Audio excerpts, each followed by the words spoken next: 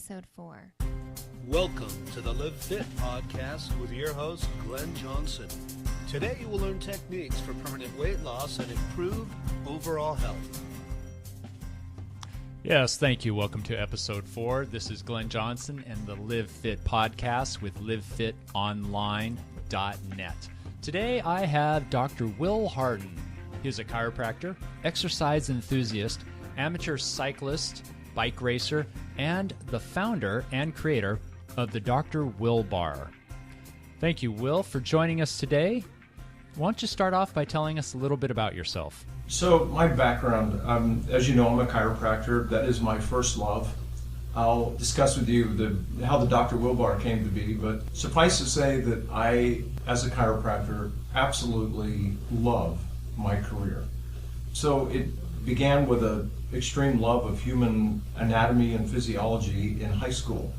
And at that point I decided, I definitely have to work with the human body. I want to be a doctor. So what do you immediately go to? Well, you want to go to med school. So when I was in undergrad, I worked in a hospital as a phlebotomist part-time while I was going through school. And within about a year to 2 years of doing that, I started seeing that there was a fundamental kind of a flaw, if you will, in the Western medical system that did not appeal to me, and that is, it really wasn't health care, it was sickness care, it was symptom care. So in a hospital, what I saw was people who were sick or dying were being medicated, their symptoms were being managed, and I realized there has to be a better way. There has to be something more addressed toward prevention, wellness, health, nutrition, things that seemed rather obvious to prevent illness. So I looked into alternative primary healthcare alternatives, and the first one that came to mind was chiropractic. So to learn more about it, I literally made an appointment with a chiropractor to find out what it is that they do. As it turns out, and this is kind of a divine intervention, if you will. The day that I woke up for that appointment, I had an unbelievable pain between my shoulder blades. Wow. And at 23 years of age, that was something totally new and frightening to me. So I go to the chiropractor, I say, I made this appointment to talk about what you do, but it turns out something is really wrong in my spine. I have an unreal pain between my shoulder blades. And I did not say it that gracefully. I was in a lot of pain. So this chiropractor explained to me that he did a lot more than just crack backs to ease back pain, that what he did was address spinal alignment issues to stimulate the nervous system and therefore the health of the body. He commenced to do an exam on me, adjusted me, and honestly, it was as if the clouds parted and the rays of the sun shone down upon me, and I knew that was what I was meant to do. So within 3 months, I moved to Chicago, where I went to chiropractic college. I had already completed all my pre-med studies, and the rest is history, and it's been an amazing adventure. It's been a really neat process. Wow, that's fantastic, Will. That's kind of funny that you said how the clouds parted, because every time I get an adjustment, and I can say this because I just now got one from you, and I feel 20 pounds lighter, and I feel like I can move better and I can think better. And I've seen a lot of chiropractors before because I have kind of a structural back issue, and Will is by far the best one I've ever seen. There was one other guy down in LA that I liked a lot, but Will is even better than him. And best of all, I know chiropractors have a bad reputation for trying to get people to come in every other day for the rest of their lives. Will see you as much as he needs to, but his main focus is on wellness and repairing, and he'll give you things that you can do to help keep you in shape. And so I just wanted to reflect on something that you said, and after having an adjustment, I feel wonderful, totally fantastic, when that adjustment's needed, of course. So I wanted to ask you, where are you from originally? I was born and raised in Cincinnati, Ohio, and migrated out west after grad school just because of a desire to be in the great outdoors, if you will. And I also was well aware that Portland was a city that had a really open mind, was much more open to non-Western medical traditional treatment modalities. And therefore I moved directly from Chicago grad school to Oregon. So you said something I think is really worthy of discussion, and that is that some people say, oh, you know those chiropractors, they just want you to keep coming back. Right. But if you really understand what I do and how important that the alignment of that spinal column is, you would say, well, of course they do. So you have a stack of 25 independently movable bones that make up your spinal column. And those bones are weight bearing, and they are there not just to hold you up, they're there to protect and surround the spinal cord and the roots of the nerves that go to and control your arms, legs, heart, lungs, liver, stomach, spleen. Everything works by way of the control of the nervous system. That is not a chiropractic theory, that is fact. Nervous system runs the show. We know that if you shift out of alignment in your spinal column, that disturbs the nerve root. By disturb, I don't mean pinches the nerve. I mean it puts a little bit of compression, a little bit of irritation onto that nerve root. But in 1975 at the University of Colorado School of Medicine, it was shown that the weight of a dime on the nerve root reduces the intensity of the impulses along that nerve by 40% after 3 minutes. Wow. And we know that a vertebral misalignment can put much more pressure on the nerve root than that, even without causing back pain. So back pain is not a good measurement, a good determining factor as to whether or not you would benefit from having the spine adjusted. Because that misalignment is caused by postural strain, excessive time sitting at a desk or a computer, texting, driving, old injury, new injury, repetitive injury, the same hobby or the same profession and positions every day, day in, day out, and that applies to essentially everyone. Even mental, emotional, and chemical stresses can stress the system in a way that leads to misalignment. So my feeling is, yes, everyone needs or benefits from chiropractic care, and anything less than a lifetime of chiropractic care is not enough to stay healthy.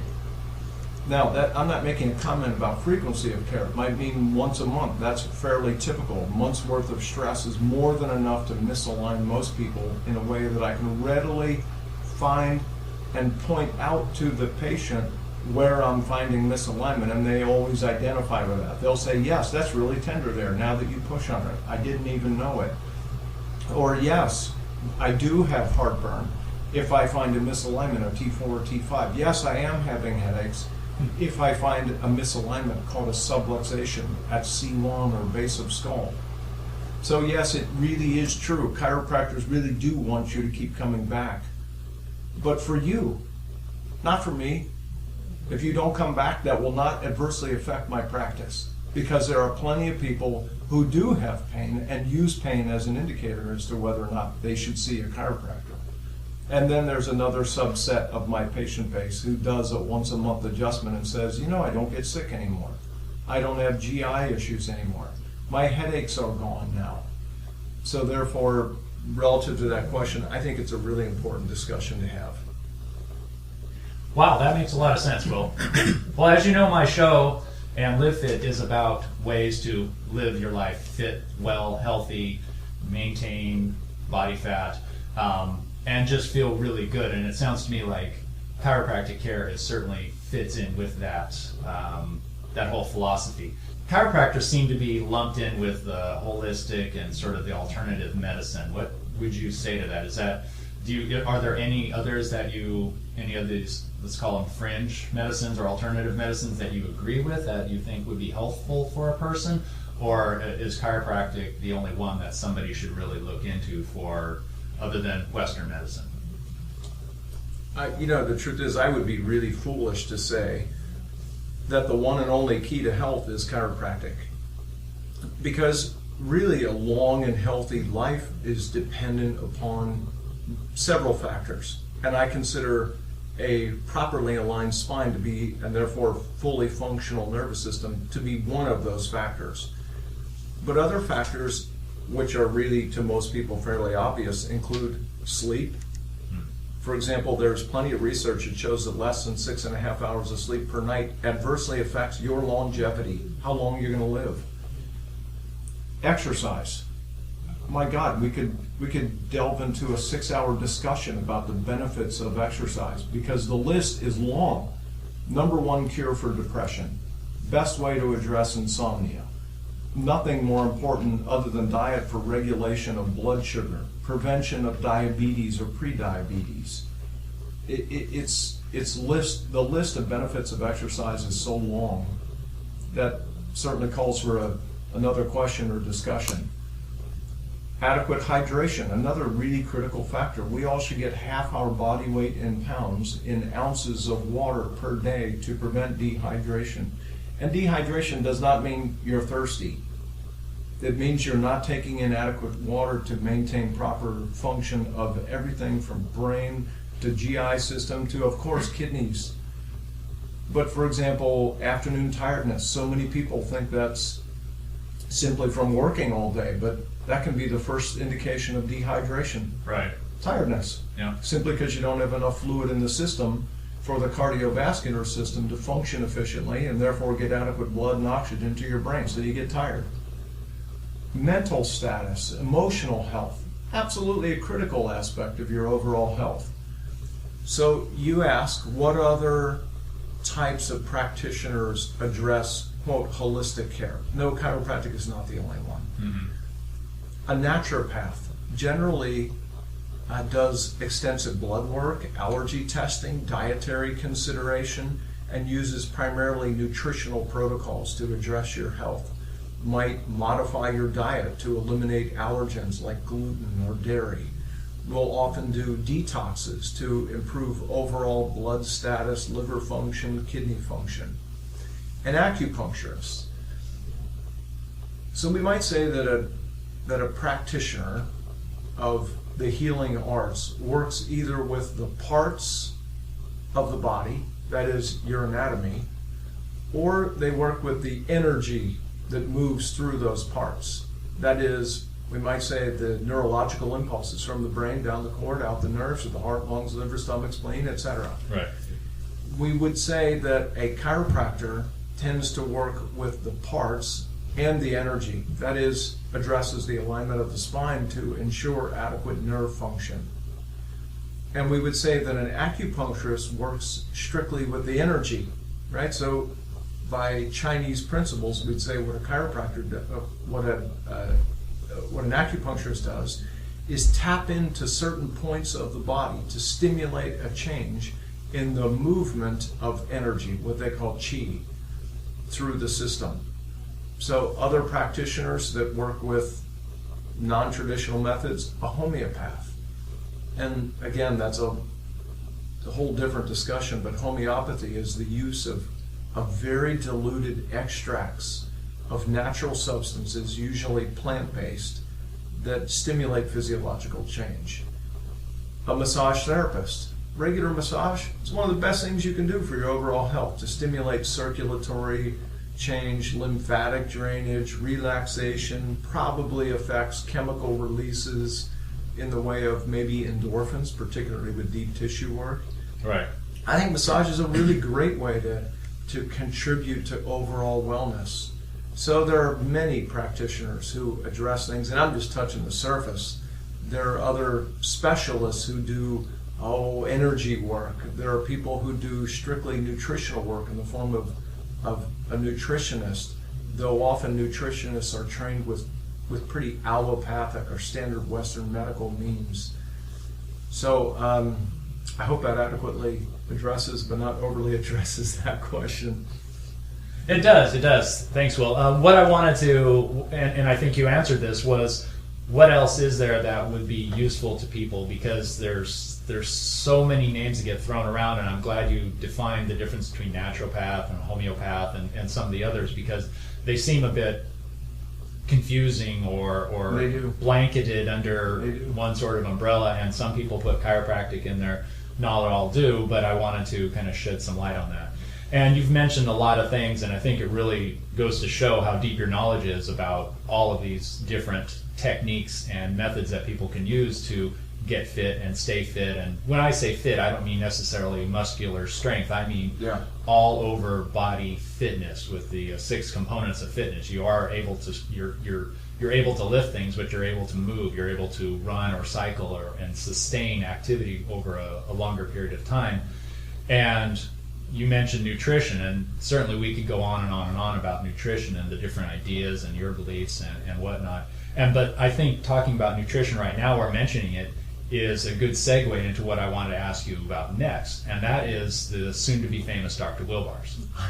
So I'm sitting with the one and only Dr. Will here, and he has his own amateur cycling team, which plasters the name Dr. Will all over their bodies, and we go around and raise havoc in the Portland, Oregon area, at least.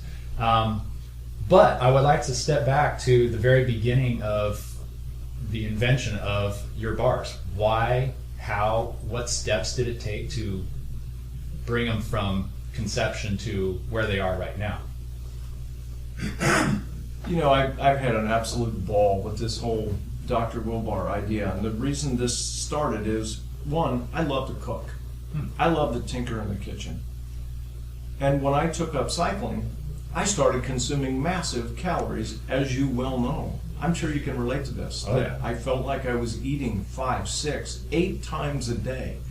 I was eating power bars, Cliff bars, Laura bars, Kind bars, anything I could kind of get my hands on, especially during race season when you're training 150 to 350 miles a week and racing on weekends, and Monday nights, always. And so I decided I didn't like the nourishment of the bars that I was consuming. I either got really tired of the flavors, or in reading the ingredients, I knew I can't eat this as a staple food. There's too much soy, or there's too much filler, or there's too much wheat, or there's too much sugar. So I decided I would devise my own bar, just for me. It was not intended to be a commercial entity. So I tinkered for probably 6 months before I came up with a recipe that I really loved. And I would take it with me to group rides. I would give it to people because I loved it. I ate it between patients, I ate it as a lunch, I ate it every single morning for breakfast. It became my staple food.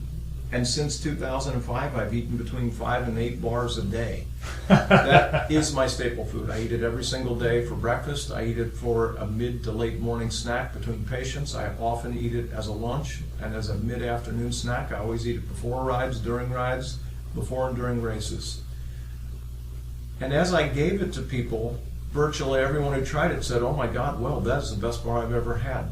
Then I had someone with a severe case of hypoglycemia who was an elite athlete who I gave a bar to, and she went for a 16-mile run, called me afterward and said, "What is with that bar you gave me?" I said, "What do you mean?" She said, "I've had hypoglycemia my entire running career." And she was really particular about her dietary intake. A collegiately ranked runner, nationally collegiately ranked runner. She said, "I ran 16 miles on 1 bar. I've never done that my entire running career." And I suspected I might be onto something as it relates to blood sugar stabilization. Yeah. So I started supplying her with bars, and she started reporting to me some pretty miraculous results. Then I handed them to a type 1 diabetic, an insulin-dependent diabetic, said, "Would you try this bar and see what it does to your blood sugar?" A week later, he reported it totally stabilized his sugar. Again, I suspected I was onto something. And since then, I've given them to many type 2 diabetics, but even some type 1 diabetics who regularly monitor blood sugar who said, "Oh my God, this bar stabilizes my sugar." And virtually everyone who tried it said, "I cannot believe how good this bar is." So that leads me into a kind of a separate discussion about why I chose the ingredients in the bar. Well, I would like to know that. Yeah, please so- tell us why you chose what you did. So we are all led to believe that a low-fat diet is a good idea. Yeah. That a low-fat diet lowers cholesterol, lowers incidence of heart disease. And we were led to believe that because initially of a study done right after World War II by a doctor of physiology by the name of Ansel Keys. He theorized, he hypothesized that a high-fat diet explained the high incidence of cardiovascular disease, heart attack, stroke, angina, etc. So he studied 22 countries, and he analyzed the incidence of heart disease and the intake of fats in their diets. He concluded, actually what he really did is he eliminated all but 6 countries from his study, because 6 countries from that study did show a connection between a high-fat diet and high incidence of cardiovascular disease. But the remainder, 16 countries with high-fat diets, had very low incidence of heart disease, so he threw those countries out of his study. And when he concluded, what he told us was that sure enough, a high-fat diet causes heart disease. And as a result of that study, the medical community started teaching its patients through media, through written material, and through direct consultation that a high-fat diet was bad for your heart. The recent analysis of his study showed that that was absolutely not true, that there were 16 countries that had the exact opposite indication from that study. In other words, there are a lot of factors that cause cardiovascular disease other than diet. Amount of stress, toxicity, exposure to toxicity and stress within your work environment, your societal norms, etc., and other factors in your diet. For example, foods that regularly cause your blood sugar and therefore your insulin releases to shoot up through the roof, i.e. carbohydrates. So I started with the idea that increasing essential fatty acids in the diet would actually be a good idea to help regulate blood sugar and therefore insulin releases. So to really help you to understand that, I have to back up again. Okay. When you eat, your blood sugar goes up. Your blood sugar should always remain within a certain range, let's say between 75 and 100. Right. When you eat certain foods, your blood sugar goes up really fast. When it goes up really fast and really high, your brain panics. That's not good for you. It's not good for your brain. It's not good for your kidneys, your blood vessels, your eyes, etc. So you have to regulate that elevating blood sugar, and you do that by releasing insulin. Insulin lowers your blood sugar by causing cells to take up and burn more sugar, but they can only do that so fast. After that, insulin will cause you to produce fat out of your blood sugar. Certain foods cause your blood sugar to shoot up fast and high, particularly, of course, sugar, sweets, breads, pasta, cereals, cookies, candies, crackers are included in that, right? Carbohydrates. Right. The less refined the carbohydrate, the better. Meaning, really high fiber carbohydrate is relatively okay for regulating blood sugar response. But fatty acids combined with carbohydrates prevent a rapid elevation of your blood sugar. So I started with flaxseed and mealed it so you could digest it, so you could absorb the essential fatty acids in it. Again, I must digress, because we really need 2 types of essential fatty acids, omega-6 and omega-3. We get omega-6s from olive oil, safflower, canola, sunflower, soy, corn, peanut, hazelnut, all the nut oils, all the vegetable oils. And we get plenty of those. Omega-3 fatty acids we get from basically 3 things: fish, flax, walnuts. We should get a 1 or 2 time omega-6 to omega-3 fatty acid ratio in our diets. And in most countries, they do. But in the United States, we know we get 20 to 30 times more omega-6 than omega-3. Wow. And we know that that imbalance promotes inflammation, autoimmune disorders like rheumatoid arthritis, gouty arthritis, it at least promotes that, and many other things like allergies, asthma, etc. But it also increases the development of degenerative changes in brain and nervous system, promotes inflammation, increases the incidence of elevated cholesterol, elevated LDLs. So the goal of getting more fish, flax, and walnuts is to get that proportion of omega-6 to omega-3s back in check, in balance, to reduce inflammation, improve brain and nervous system function, improve cardiovascular function. So I started with flaxseed, and in each bar there's about a heaping tablespoon of omega-3 or of flaxseed, and therefore 12 to 1500 milligrams of omega-3 fatty acids. Wow. So that's really at the core of the bar, the omega-3s. So by combining a relatively high fatty acid content with some carbohydrate and then added protein, we really regulate the blood sugar with that bar, and that's the whole goal. That's why eating massive numbers of bars over the last 7-8 years has actually resulted in a reduction in my cholesterol levels, a reduction in my LDLs, an elevation of my HDLs, and amazingly, I'm not even a little bit tired of them. You know, I eat 1 to 2 every day also. I find them to be really good in between clients and in between classes. I drive from one place to another. I find it's a really good, healthy snack. In the past, I've eaten things like peanut butter or almonds or walnuts or other types of bars longer ago, but I'm pretty sensitive to blood sugar. So I'm easily hypoglycemic, and I experience the blood sugar spike and then also the crash right away. So I've known that I've been sensitive to this, and it was about in '97 I finally started balancing my macronutrients, my carbs, protein, and fat with each other, rather than just eating whatever I wanted, like a big plate of pasta, which is about the worst thing. About the worst. It's about the worst thing I could do. I mean, maybe a bag of M&Ms would be worse, but not to disparage M&Ms, but any kind of candy would probably be a little bit worse, but not much.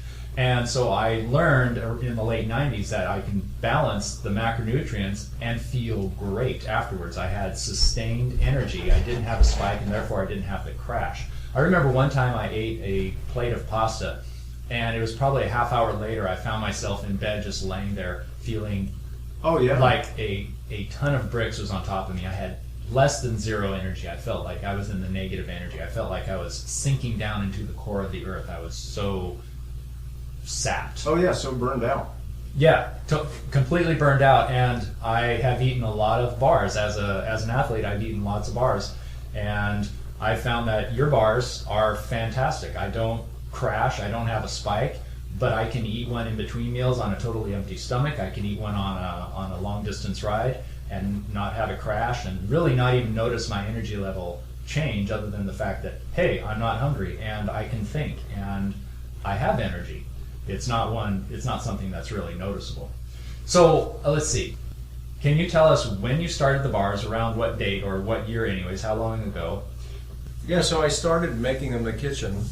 Again, it was really just for the sole purpose of devising a staple food for myself and for my 2 daughters in 2005.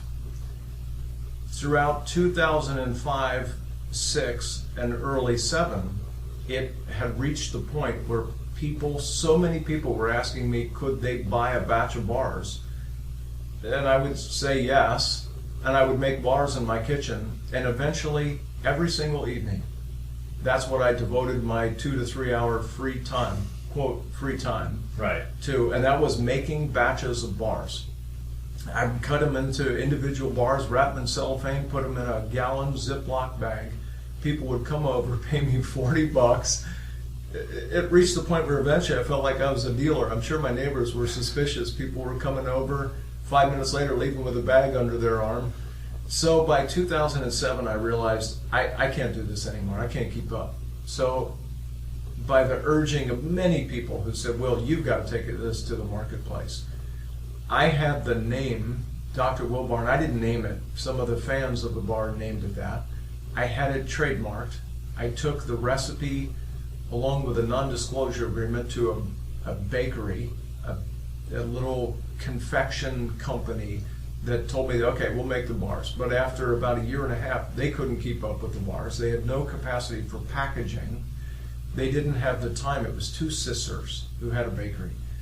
So I then took the bars to Oregon State University, an extension of that university called the Food Innovation Center. They analyzed the bar, loved the bar, referred me to a larger entity, a company in Gresham called the Candy Basket and the Short Hill Taffy Factory.